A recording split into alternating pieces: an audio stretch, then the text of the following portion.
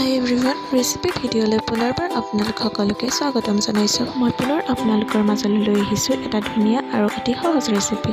আজি মই বনাইছোঁ আলু ভুজিয়াৰ এটা টেষ্টি ৰেচিপি। আৰু আলু ভুজিয়া বনাবলৈ মই লৈছোঁ 4টা ডাঙৰ চাইজৰ আলু, কেইটামান কেঁচা বাদাম আৰু কেইটামান নৰসিংহৰ পাত। তেনেহ'লে বলকচোন কিদৰেনো ঘৰতে টেষ্টি আলু ভুজিয়া বনাই খাব পাৰি সেয়া চাই লওঁ। প্ৰথমে মই 4টা ডাঙৰ চাইজৰ আলু এনেকুৱা ৰুকনিখনত ৰুকি লৈছোঁ। এতিয়া এই ৰুকি লোৱা আলুখিনি 2-3 বাৰমান পানীৰে ভালদৰে ধুই ল'ম। আলুখিনি ভালদৰে ধুই লৈ 20 মিনিটমান সময় এনেদৰে পানীত তিয়াই থৈ দিম আৰু তাত কেইটামান আইচ কিউব দি দিম। 20 মিনিট পিছত আলুখিনি পানীৰ পৰা উঠাই কটন কাপোৰ এখনৰ ওপৰত এনেদৰে মেলি দিম।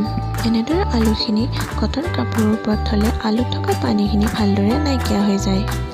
আৰু এনেদৰে আধা ঘণ্টামান সময় কটন কাপোৰৰ ওপৰত ৰখাৰ পিছত আলুখিনি চাওক সকলো পানী নাইকিয়া হৈ গৈছে। আৰু এতিয়া মই এইখিনি ৰিফাইন তেলত ভাজি ল'ম। আৰু তাৰ বাবে কেৰাহীখনত তেল গৰম হ'বলৈ দিছোঁ আৰু তেলখিনি গৰম হোৱাতে আলুখিনি দি লৈছোঁ।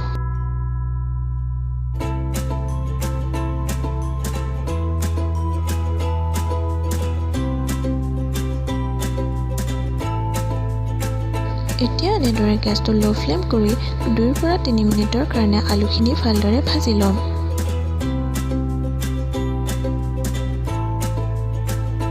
এয়া মোৰ প্ৰথমখিনি আলু ভুজিয়া ভজা হৈ গ'ল। এতিয়া এইখিনি তেলৰ পৰা ভালদৰে নমাই কাগজ এখনৰ ওপৰত ৰাখি দিছোঁ। পুনৰ একেধৰণে আলুখিনি অলপ অলপকৈ তেলত দি গোটেইখিনি আলু ভুজিয়া ভাজি লৈছোঁ।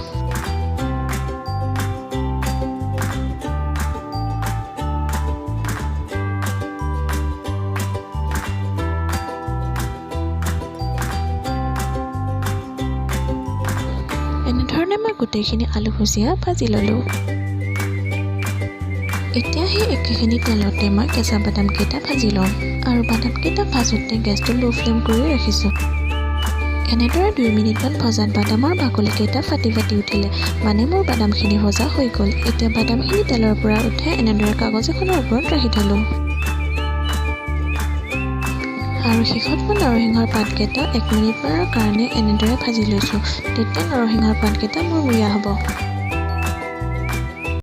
আৰু এয়া চাওক আলুৰ ভুজিয়াখিনি মুৰমুৰীয়া হৈছে। মই আপোনালোকক হাতেৰে মোহাৰি দেখুৱাই দিছোঁ।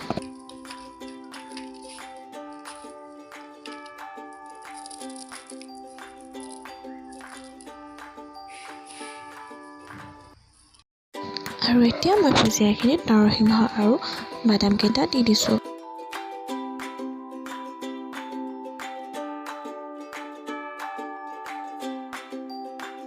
আৰু এয়া আধা চামুচ নিমখ দিছোঁ আৰু এতিয়া গোটেইখিনি ভালদৰে মিক্স কৰি ল'ম। এয়া আমাৰ আলুৰ ভুজিয়া ৰেডি হৈ গ'ল। দেখিবলৈ বিৰাটেই ধুনীয়া হৈছে আৰু খাবলৈও বিৰাটেই টেষ্টি হৈছে। ৰেচিপিটো যদি চাই ভাল পালে তেনেহ'লে আপোনালোকে এবাৰ ট্ৰাই কৰিবচোন আৰু খাই কেনেকুৱা পালে মোক জনাবলৈ নাপাহৰিব। আৰু মোৰ ভিডিঅ'টো লাইক শ্বেয়াৰ কৰিবলৈ নাপাহৰিব। আৰু এনেধৰণৰ নতুন নতুন ৰেচিপি ভিডিঅ' চাই থাকিবলৈ মোৰ চেনেলটো ছাবস্ক্ৰাইব কৰি থ'ব।